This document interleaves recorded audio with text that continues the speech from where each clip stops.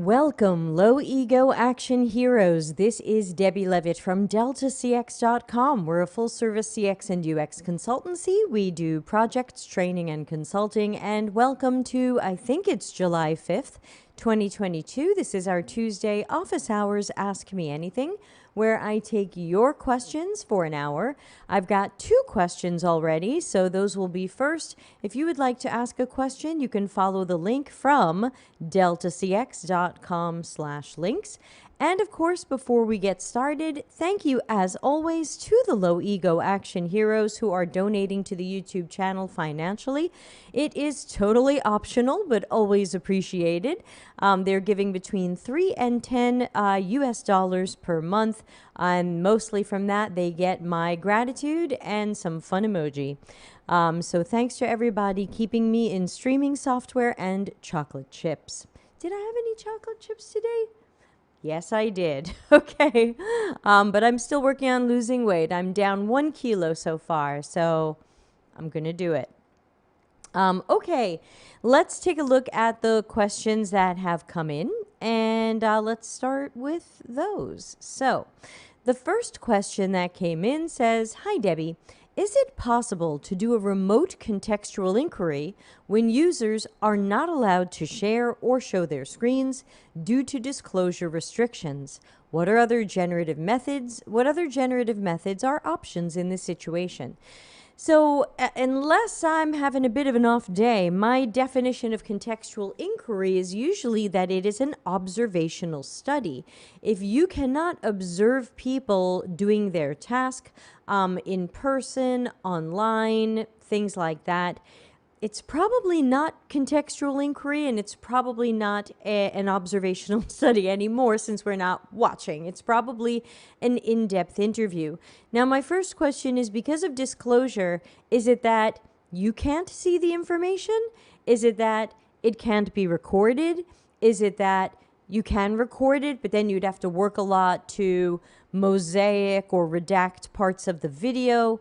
I'm wondering if there's any way that you can observe this, even if these are not recorded because of this, or if you maybe only record the audio and not the video, but then you still see them do this task. So first of all, I guess I would be trying everything I could to get you permission to see this and maybe have a live note taker, because you might not be able to record it and look at it again, which also means plan your interviews very spaced out, since you're going to want time afterwards to take a lot of notes and write down the things that you saw, since again, you can't go back and look at them.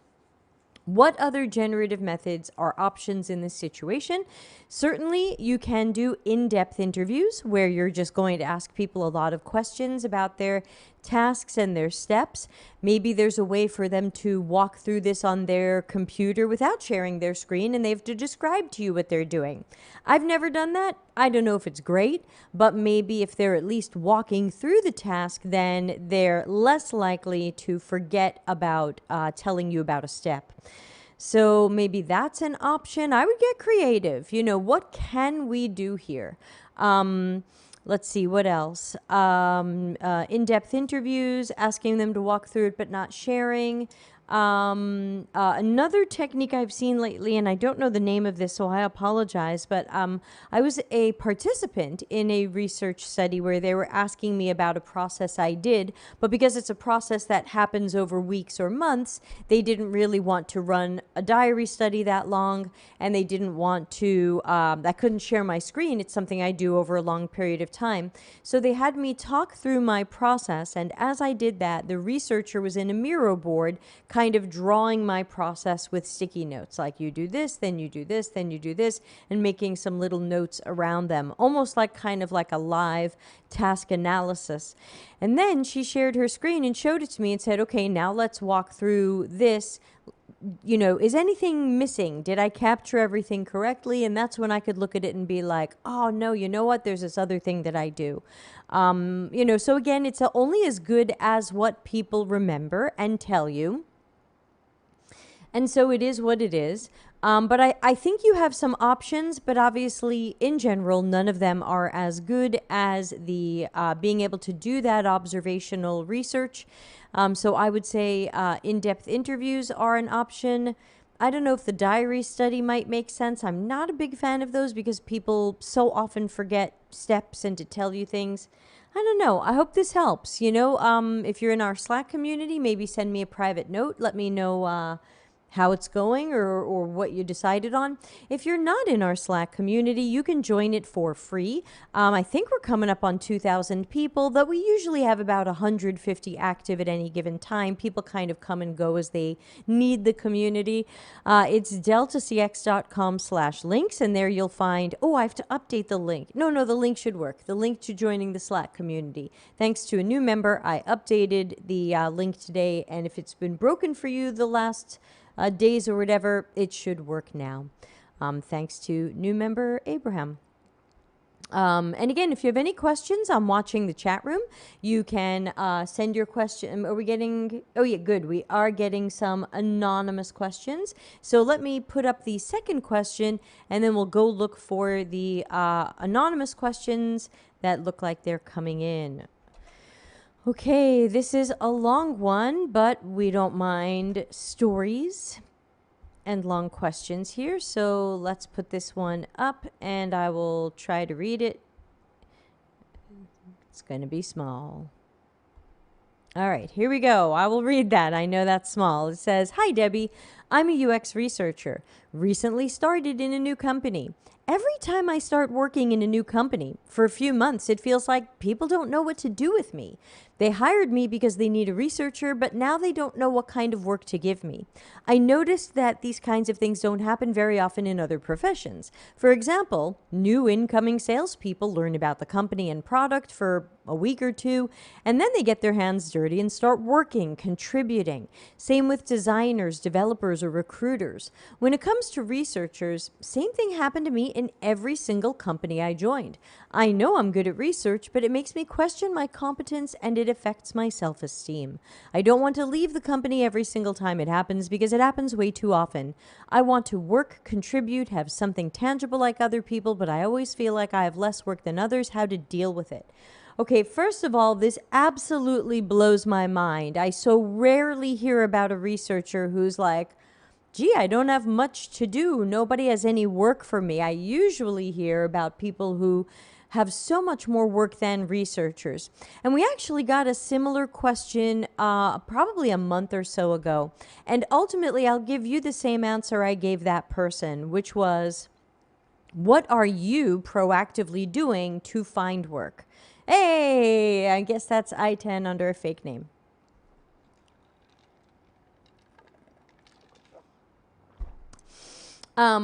I know it's I-10. Thanks, the helicopters help us out.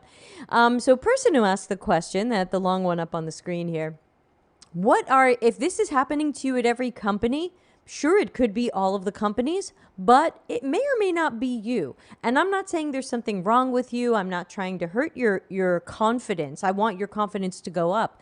But I would say empower yourself to go find out what to work on. Have you asked your manager, what should I be working on? Why, if you hired me, there must be something people want to learn about. Go join some meetings. I don't know how many different projects are happening at your company at a time, but go sit in on some meetings and listen to product managers and UX and engineering talk about stuff. Go connect with customer support people. It's great to talk to customer support people because they might tell you some stuff about some complaints or some problems that we're having. You might say, "Oh, wow, this is the tip of an iceberg. I should do some research so I can know more about our problems and get to know some of our users or archetypal users." So I would say, do not settle for, "Gee, I'm here and nobody's giving me work." Go find the work. Go out and find what can benefit the company. Go talk to marketing and sales. What are some of their goals? How are they measured? What are some things they wish they knew about customers? Sometimes a great project, if you really have nothing else to do, is can you work with marketing or sales to learn more about some generative research about people's decision-making process? Does our website do a good job explaining our products or giving people access to them? Are we making people talk to sales when they just really want to do their own demo? These are some things that we can, that you can do.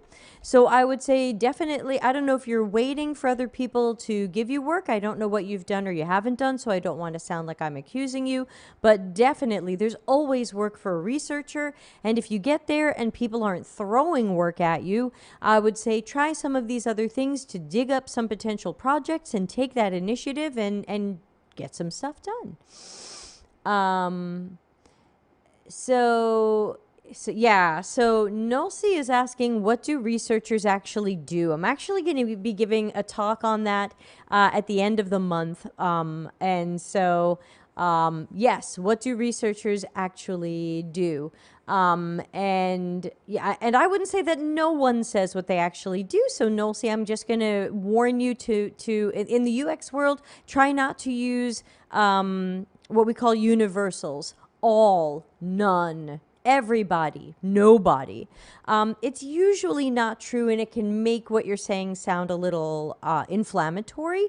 And so, and again, what do UX researchers do? That's probably Googleable. So, you can certainly ask here, and I think Heath has given you a few good ideas. Yeah. Let me know if you still need me to answer that, or if Heath has helped you out there. And the other LinkedIn questions about portfolio, I'm going to add you to the end of the list because we just got 2 more questions in anonymously, which I'm going to address first. So hold on. All right. Anonymous question 1. Here we go. All right. And Nulsi, in short, I would say that researchers are helping us answer questions. What don't we know? What are we guessing about? What are we assuming about? Anything that we don't know, anytime we lack knowledge, a researcher should be helping us replace guesses and assumptions or just lack of knowledge with knowledge. All right, this question says, I'm part of a big consultancy who acquired a design startup to include UX in their business offerings. However, the UX team encounters several challenges inside the old consultancy work streams, even more than with the actual clients. How do you view that? Do you think it's impossible to conciliate, or maybe you mean reconcile, traditional consulting with innovation? If not, any tips on how to handle it better? So you haven't said what about the work stream is a mess here, so I'm going to take some guesses.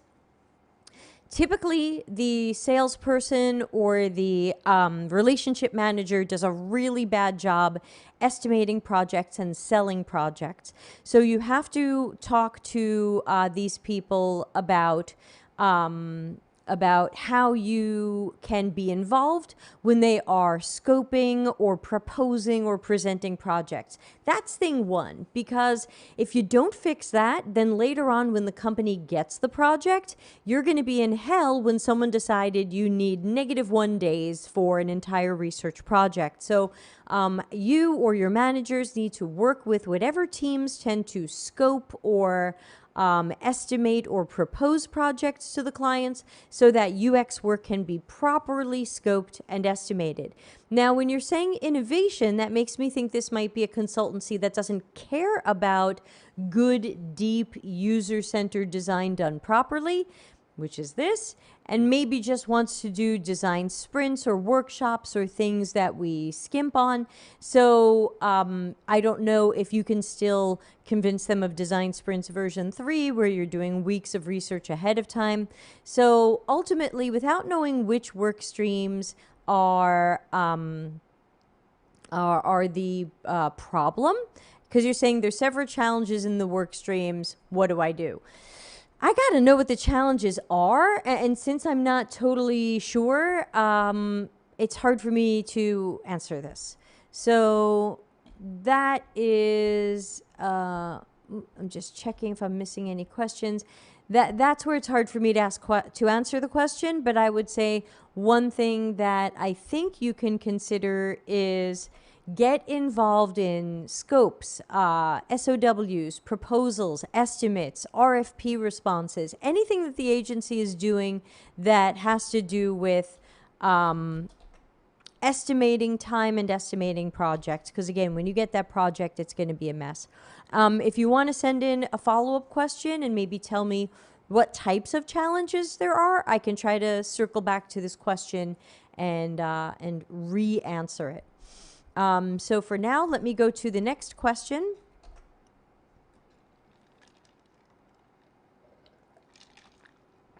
Don't forget to stay hydrated, everybody. It's so important. All right, our next question is short but good. This is a good one. I'm not even sure we've talked about this before, so this could be a first. Hey, Debbie, what do you think about the fake door experiment in order to determine whether to build a new feature? Super hate it. Let's talk about fake doors. So the idea of a fake door is when you are wondering whether or not you should build a certain feature. Let's say we're not sure if our e-commerce website should bother taking Apple Pay or not. Let's just pretend. Let's just pretend we've been using just credit card checkouts, but should we have Apple Pay? Now, obviously, you could try to do some more traditional research around that, but what people sometimes do is what's called a fake door. And the idea of the fake door is they put some sort of button or affordance on the website, app, or system that makes it look like the functionality is there, but they don't build the functionality. So we might have an Apple Pay button, but it doesn't work. And you might be thinking, wow, this sounds really weird and frustrating. It is. And what you normally do is you're then tracking how many times that button is clicked. And typically you're then showing people a pop-up or something saying, oops, sorry, you know, we're still working on our Apple Pay integration, but we've noticed that you're interested. Thank you. Or sometimes it actually pops up hey, we haven't built this yet, but join our mailing list kind of thing. So, okay, I see some more anonymous questions coming in, +1 from LinkedIn. And what are the tools you'd recommend for UX analysis? Okay. We'll get that on the end of the list, and then I'll also check the anonymous question. So I'm not a fan of the fake door because depending upon what it is, it's sometimes not really a measure of anything.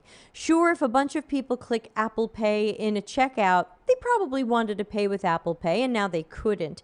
Then, of course, the question is, did they check out anyway? If they checked out anyway, then there's only so sad they are that you didn't have Apple Pay. They were still willing to buy from you. So you could install Apple Pay, set it up or not, unless it lost you a mountain of customers because you didn't have it. I've seen it used in other cases where it seemed borderline unethical. And I can't remember an example right now off the top of my head. It's been a bit of a long day. But I do remember seeing things and thinking, wow, that's got to be really frustrating for people that they're going to click on this. The functionality doesn't exist. We technically have no plans to even build it. We haven't even prioritized it. And now they can't do whatever this is. So I think, you know, and then the interesting thing is, sometimes people do these fake doors. They go, oh yeah, look at all these people who clicked on this thing, which might have just been out of curiosity or because they were lost or because there wasn't anything else to do on that screen.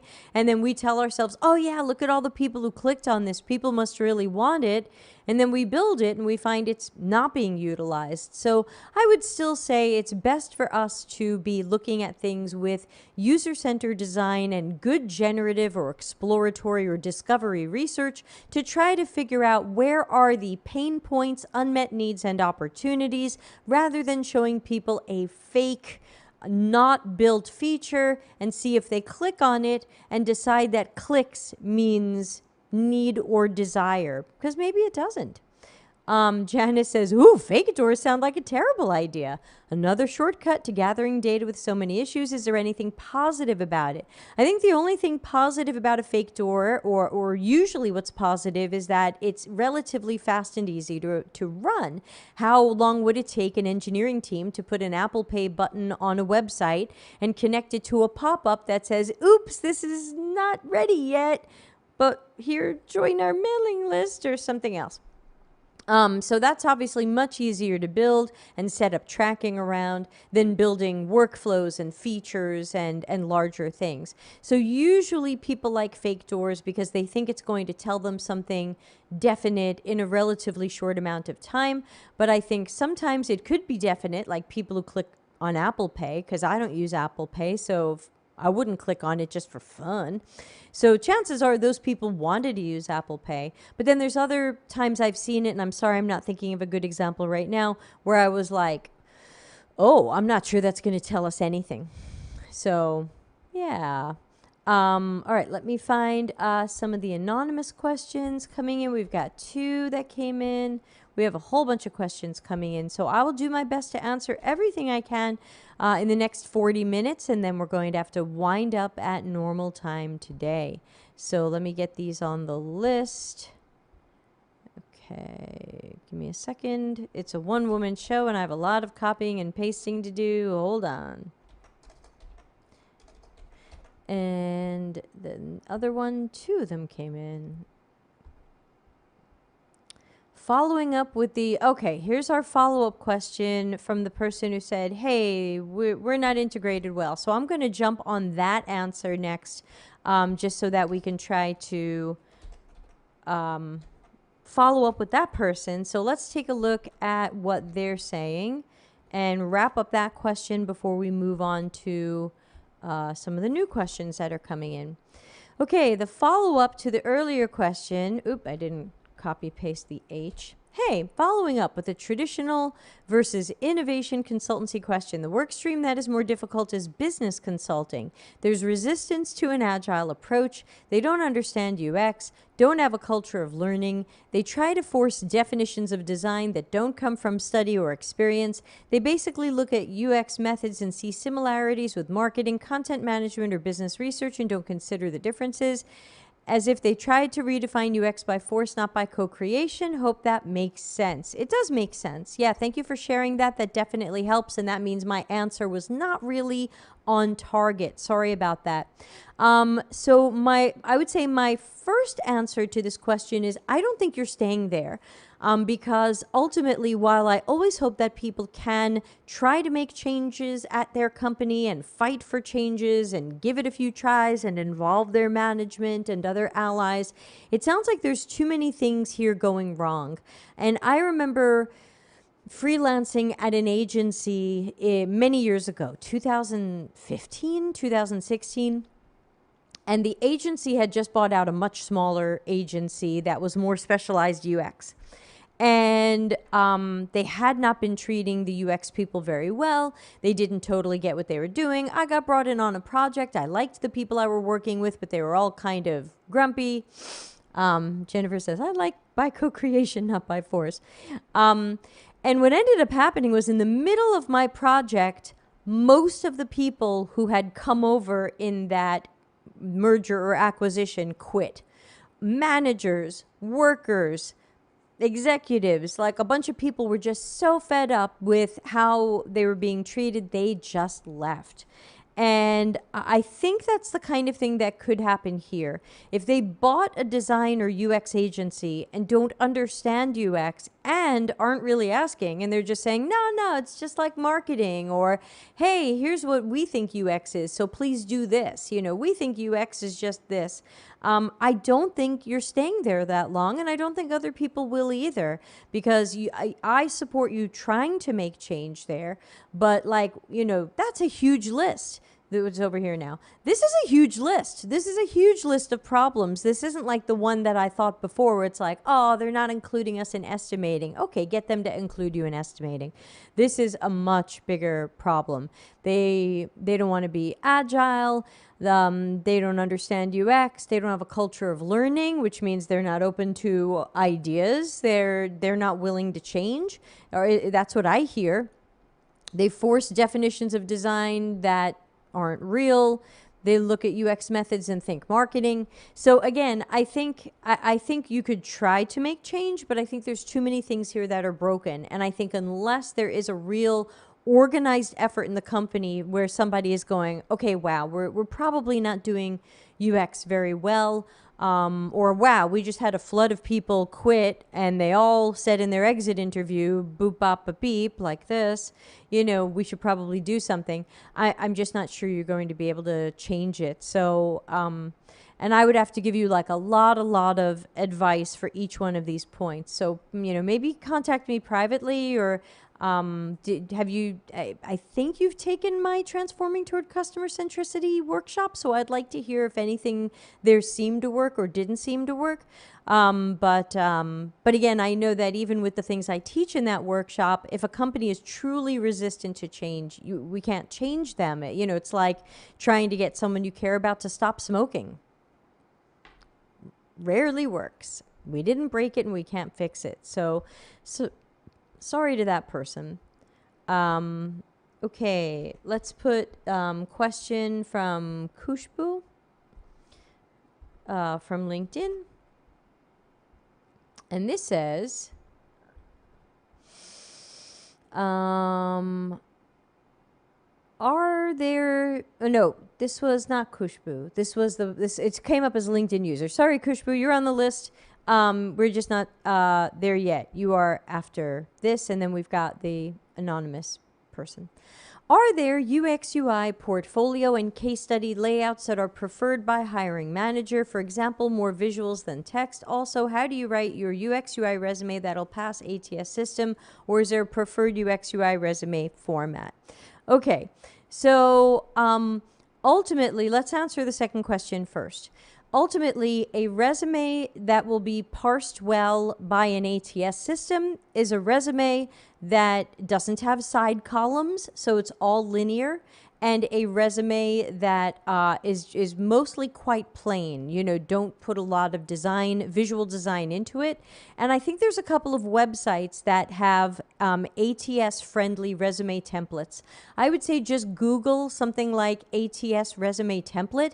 There's a few sites out there that have free templates where they say, if you follow this template, your resume should scan well in ATS. So it's not about how should you write a UX or UI resume. This is really just resume advice in general. If you want it to scan well, you have to make it very simple, no columns, no graphics, so that a robot can read it and make sense of it. You have to use visual hierarchy and information architecture to make sure they can tell work experience and the job and the date from other stuff. So first of all, just do yourself a favor and download a template. Number 2, are there portfolio and case study layouts that are preferred by hiring managers? I would say no, because there are two different camps. There are some people who just want to see lots of visuals, especially if this is more of a UI job. And then there are people who want to see storytelling and how you did the work and what your process was and some decisions you made and some deeper stuff. And that's if it's more of a UX job. So I don't think there's one template that's going to satisfy everybody. We did a show about this a few months ago. Was it episode 149 or something? I would say if you go to YouTube and just write Delta CX portfolio, you'll get a bunch of videos we've done, and you'll see one that's maybe a month or so old. Kayla says, don't fall victim to pretty resumes, as shiny as they are. Yeah, it's important for your resume to be read well by a robot, because sometimes a human is never seeing it. And I always say, let information be information. Don't over-design information. So that is my personal opinion on that, and I hope that helps you. Okay. Now we've got Kushbu's question. Thank you for your patience. The question from LinkedIn was, what are the tools you would recommend for UX analysis, especially for interviews in a regional language? So ultimately, tools are going to be different for different people. I think it's good to be able to have a transcript that you can tag. Now, the question is, if this is a regional language or dialect, chances are none of the auto transcription systems like Rev or Otter or whatever, and again, not sponsored, are likely to be able to transcribe those languages. So chances are you might have to transcribe them by hand. But then you could still put them into a system that allows you to do some coding and tagging and analysis. Now, also not sponsored, I like to use Dovetail for that type of work. Dovetail is not the only tool out there. And again, it is not sponsored. I pay them, they don't pay me. But that is a tool I like to use. You can bring in your video. Since it might not be able to auto transcribe it, you could bring in your transcription, which it would put in the notes area, and then you can highlight things, code and tag them, things like that. You don't have to use Dovetail. You can really use anything. I mean, really, I'm seeing people use anything. You could use a Google Doc and highlight things in a certain color and make a comment out to the side about something you noticed that people were doing. So ultimately, I think the tool is not important, and I think it's good for you to check out different tools and try them out and see what works for your personal style and the type of research you're doing. So I can tell you the tools I like or don't like, but ultimately, please do feel free to pick the tools that work best for you or your team. Because ultimately, the magic in the UX research is going to be your ability to do the analysis. The magic doesn't come from the tool. The magic comes from you. Not just saying that. Okay, we have a question that came in anonymously. Let's jump over to that one. Okay. Thanks for all these great questions today, everybody. In fact, I hope everybody will come and subscribe on YouTube. That's where we hang out. That's where our archive is. It's where it's easy for you to search over 600 hours of videos based on the topics and questions that you have. Or I'm here pretty much every Tuesday. All right, this question says, what would you suggest for a UX designer at a company where the strategy team conducts the customer surveys, user journeys, personas, etc.? My deliverables are typically a card sorting workshop with stakeholders, sitemaps, and wireframes. But I'm having a difficult time finding ways to feel confident about the work I produce, given I'm getting all of my insights from strategy. Okay, so what I really hear you saying is that if the strategy team were doing awesome work, we probably shouldn't be too bothered that the insights are coming from the strategy team. If they hired amazing researchers who happen to be doing the right types of CX and UX research, if they're making fantastic customer journey maps that set you up for success, you'd probably be okay. So what I think you're saying, even though you didn't directly say it, is the strategy team is doing crappy work. Oh, Kushbu says, share the names of tools you've had good experience with. It would be great. I just did. Mostly I use Dovetail, Dovetail, not sponsored. I think that's about it. That's what we've been using lately. We tried Descript and we didn't like it. Yeah, that's what we've been using lately. But again, there's lots of options out there. Kayla says, be the magical UX analysis entity you want to see in the world. Yes, that's very sparkly. So what I think I hear in the question is, I think I'm getting crappy research information. Now, of course, my first thought is, can you talk to your manager? Does your manager come from UX? Does your manager understand what you do? Does your manager support you? If any of those answers were yes, I would go to your manager and say, hey, look, I'm working on information architecture and interaction design based on what I get from the strategy team, but I'm worried about what I'm getting from the strategy team because customer surveys, you know, maybe you have some examples. Look at this survey they wrote. Look at these flawed questions. These flawed questions are going to send us in the wrong direction. This is risk. This is risky for us. And and hey, look at this survey. You give me this, you show me the survey, you show me the results. I'm still guessing what to design. I don't have a good sense of what is really right for our target users because we don't have the right type of qualitative research.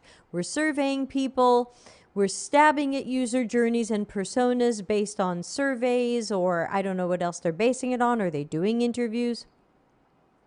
And I think you need to talk to your manager. Now, I say that a lot on this show, and I typically assume that people don't have good managers because if you did, you wouldn't be coming to me. So I think, oh, thanks, Ekta. We'll get your question up there next.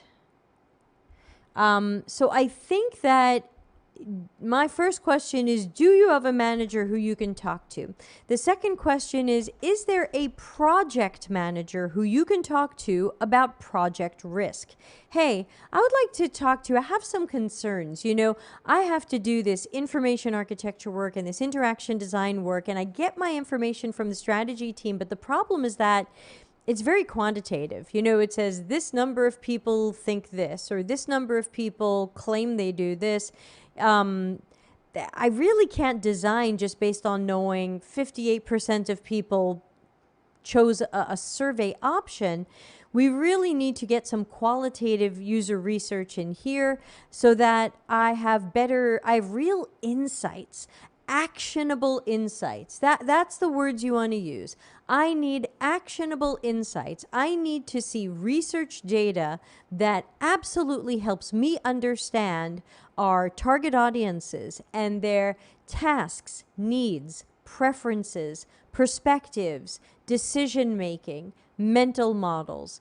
If you don't have good, deep, qualitative information on that, and especially if you just have a survey saying 10% of people ask for help when they buy our product, then you're guessing at stuff and you have to go to your manager or a project manager, or sometimes it's a scrum master who's kind of a de facto project manager, agile coach, and say, you know, I'm starting to worry that I'm just guessing at stuff. And that, you know, UX design is best when it's informed by actionable qualitative research, and we don't have that. If you think the user journeys were guessed at, you need to talk about that. If you think the personas were guessed at or they're not actionable because they like Starbucks and they're kind people, you know, you can't, you have to explain this to someone. So I would say you're going to have to open up some tough conversations with people who care about a project's risk. And you need to talk to them about what are the risks of you doing a design that isn't a good match to the end user. What are the risks of you guessing at the way that this should work? Now, of course, if they come back and say, well, isn't that your job to guess at this? That's unfortunate because that our job is technically not guessing. Our job should have as little guessing as possible because we're supposed to be informed by great research. And if we're not being informed by great research, then we're stuck guessing. But that's not the optimum outcome. The optimum outcome is to do world-class UX work that looks like this, where we've got research and information architecture and all these things, and everything is informed by the great research that we have. If you're being informed by poor or incomplete or flawed research, that's bad for everybody. It's bad for the project, it's bad for the company, and I think you have to raise that up and say it out loud and talk to some people. So good luck with that. Which sounded sarcastic, but I didn't mean it sarcastically. I really do wish you good luck with that, but it's a tough situation. Hopefully you can find an ally who will fight for and with you and agree that we should have less risk and waste. All right, Ekta's question. And then I'm caught up.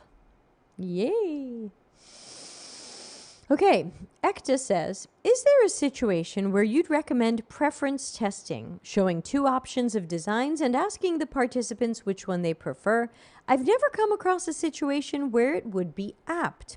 So there are many people who do run preference tests. Maybe sometimes they're slightly different visual designs or slightly different copy or something, and it's kind of a which one do you like better? But because, at least in my heart and my blood, I'm all about tasks and analyzing tasks and thinking about things from the user's workflow and task perspective, I care less about which one they said they liked better, and I care more about if there's any difference in how they used them. Because sometimes a difference in visual design, a difference in copy, can lead to a difference in usability or how the person uses it. So I would normally, in the case where I have two designs and I'm not too sure which one is better, or I'm not too sure which aspects of each are better, or which one we should move forward with, is I just do usability testing of both. Very often in that case, I might do an unmoderated usability study where they have a prototype where they can complete their task without me, because many of you know I build out very realistic prototypes and not just click-through models. And then the last time we did this, we recruited 12 people because we had two target audiences. We had B2C people and B2B people, so we needed two target audiences, so we got 6 of each. Why 6? Why not 5? Because, we wanted to make sure that half the people would see the A idea first and half the people would see the B idea first. If you have 5 people, they don't split evenly down the middle. So we wanted to make sure we had an even number so that 3 saw A first, 3 saw B first, and then we had B2B and B2C, and then we could have them perform the task in the 2 different prototypes, and then we did ask them at the end which one they preferred and why. And so not only could we watch the videos of how they moved through it and see where any flaws were, but we also had their feedback at the end. And funny enough, out of the 12 people, half liked A better and half liked B better. So in a weird way, they were both good designs and winners in their own way. And we actually continued with both for a little while longer until we did some A/B testing and found that one was a little bit stronger. So actually, I hope that helps. I am not a preference testing type, but I do my own variation of that by doing more of unmoderated usability and then asking which one they prefer, but also watching which one they seemed to have an easier time with and which one they seemed to prefer by what they said while they were going through the design or prototype. Thank you for that. So we've got about 15 minutes left. And I don't think I have any questions. Oh.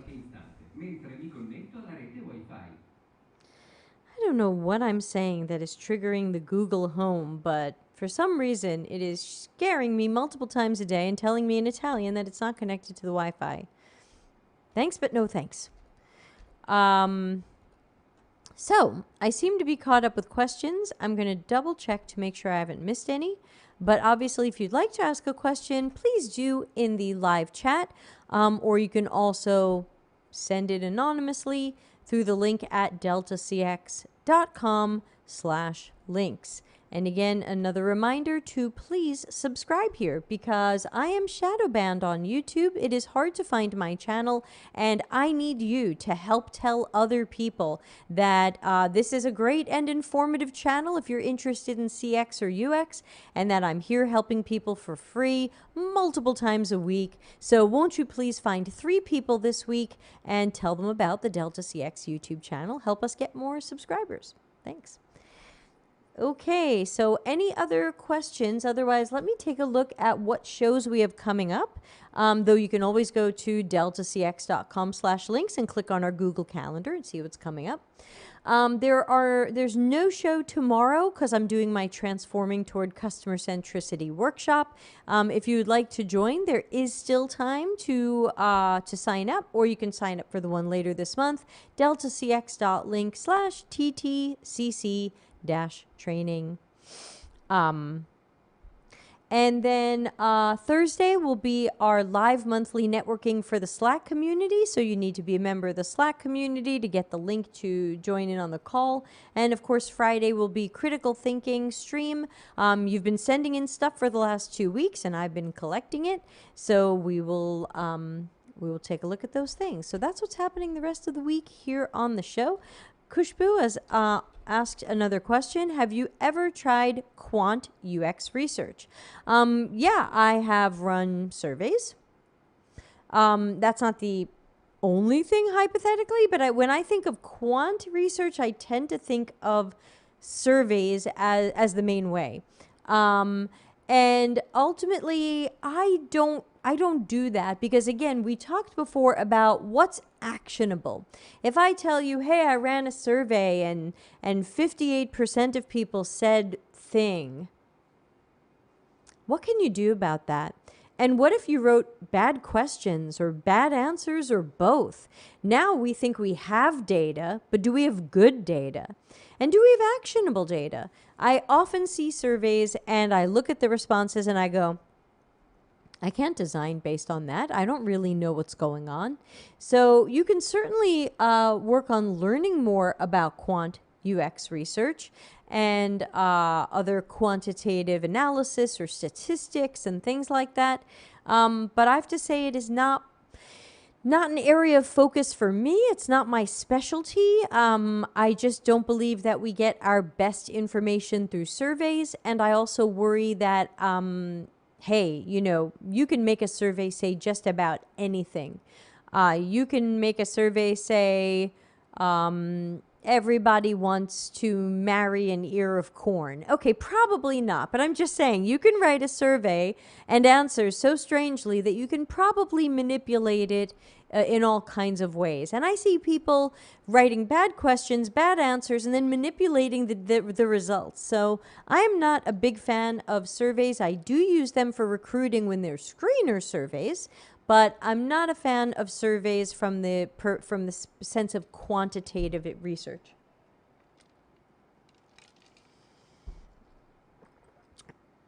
Dr. Angela Orlando says 100% race surveys. Well, take it from the good doctor. Yeah, thank you. Again, very often the biggest fan of surveys seems to be everybody but us. Marketing, sales, sometimes people doing CX or voice of the customer, product managers, engineers usually don't care. Everybody else loves surveys. UX really doesn't. Again, it just doesn't tell us what we need to know. Oh, and the bad surveys are so bad. Alrighty. Ooh, I am sleepy. Oh, did I get another anonymous question that I missed? Hold on, let me check anonymous questions. I have to press the refresh button. Here it is. Okay, there is an anonymous question. All right. Here we go. Let's put it up on the screen. Okay. This says, I'm going to have a conversation with our head of product soon that I'd like some one-to-one meetings for feedback, goals, and career development. What else would you recommend talking about in these meetings? Okay, so from the person who's written this, I'm assuming that that's your boss, that the head of product is your boss. Oh, okay, hold on. We have a question from Dinesh. We'll answer that one after this one. Thank you, Dinesh. So if this is your manager, what do you need from your manager? You probably need to talk to your manager, because almost everybody does, about being supported and about making sure the organization understands the importance of UX. So you may or may not need to talk to this person. So again, if you're having one-on-one meetings with head of product, I'm assuming it's your manager, but I don't really know. Because why else would you have one-on-ones with them and get career development from them? So it sounds like it's your manager. So feedback, goals, and career development, yes. Maybe talk to them about a budget that might be available to you for professional development, like attending conferences or taking courses. And then I think this is someone, I always recommend being honest with your manager. So tell them if there are some things that are not going quite right, or tell them if there are some things that you might need them to help you with, escalated issues. So What do I suggest you talk to your manager about? It's kind of hard to answer because I don't totally know what's going right or wrong wherever you are. I have a guess of who this is, but I don't really know. So feedback, goals, and career development are a good start. And I think I'd also talk to them about problems like, hey, every time I try to get a few extra days to do a better design, I'm told, no, we don't have time. Why don't we have time for better UX work? Why do we have time to fix this later? Why do we have time for customer support to have to help everybody later, but we don't have a few extra days for me to do a better job now? I want to do my best work. These are probably some conversations you could have with a manager, but again, it depends on what's going on in your company. If everything I just said isn't true and isn't happening, then please don't say it. But hopefully what I have said gives you a few ideas. Okay, we have a question from LinkedIn from Dinesh, and Dinesh says, how to become a good UX designer? I am a good UI designer. Okay, so my suggestions to become a good UX designer would be start by studying cognitive psychology, human behavior, and information architecture. Ultimately, there isn't a lot of overlap between UX and UI. Yes, they're part of the same world. Yes, we're working on the same systems and interfaces, but UI is typically approaching the interface from the perspective of branding, typography, color, use of icons, things like that. That's not all of it, of course, but that's some of it. And UX is typically looking at information architecture, interaction design, heuristics, affordances, likely human behaviors, being able to work from a researcher's reports. There's so much to learn between when trying to transition from UI to UX. And I tell people it's definitely a lot harder than it sounds because people sometimes think, UX, UI, they're really close. I'm just going to make some screens. Hey, anybody can make screens, but not everybody can make screens well or correctly. And I can definitely tell when I look at someone's portfolio how much UX they actually understand. I can tell from their storytelling and from their project and from their screens how much information architecture they understand. So, you know, if you can fool someone, do you really want to work there? Because maybe everybody else fooled them too, and that's going to be a weird place to work.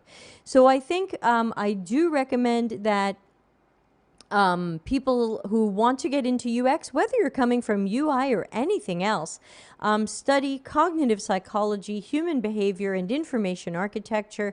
Those are really key foundational things that people sometimes don't study, which means if you do study it, you could stand out from other people. Because then I always get the question, oh, there's so many people who want to be UX designers. How do I stand out? How about you stand out by actually knowing some of the foundations of UX work when many people are not studying that, when the Google UX course is not teaching that, when Udemy isn't barely teaching that or not teaching that. You can stand out from other people and be a better UX designer or UX architect when you know these core things. That's way more important than tools like Figma. Tools don't matter. So that's what I would recommend. Of course, if anybody in the chat room wants to give Dinesh their recommendation, join on in. It's a family adventure here. So, you know, go ahead and throw in your recommendations for what you think people should learn to become good UX designers. And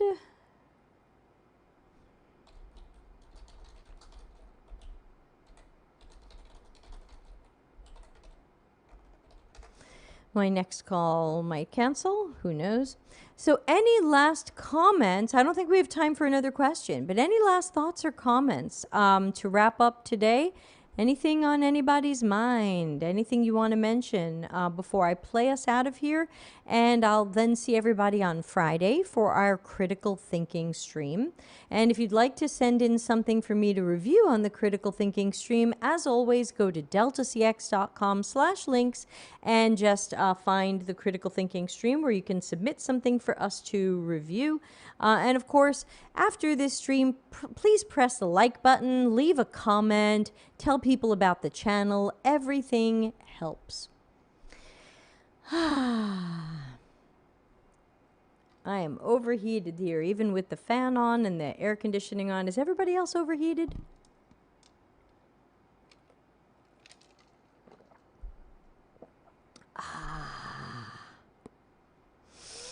Well, thanks to everybody for making it a super show with lots of good questions and some new names up there. I would say some fresh faces, but I can't see you. So remember, I'm here every Tuesday doing this, and sometimes I have special guests as well. I don't know if any of you saw a show we did a couple of months ago with John N.A. Brown. He's going to start joining us monthly on some of the office hours starting in September, so really excited about that. Ekta says, go check out Darren's book lists. That's right. Go to the Google and type in Darren Hood book list. And Darren's got a way too long list of books that he recommends for different topics. I think he's turned them into Medium articles, so you can find them on Medium and check those out.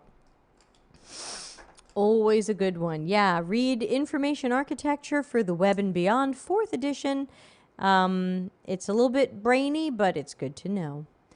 All right, if we don't have anything else cooking here today, I will just say, have a great day, have a great night. Good luck to everybody in all of the wacky situations you're in. I hope everything gets better, and I hope you'll check in with us and let everybody know if anything got better. Oh, hey, Shri, good to see you. Have a great evening. I will try. But I will catch everybody Friday, so be well and see you soon. Thanks. Customer centricity as business intelligence. Visit deltacx.com to learn why we are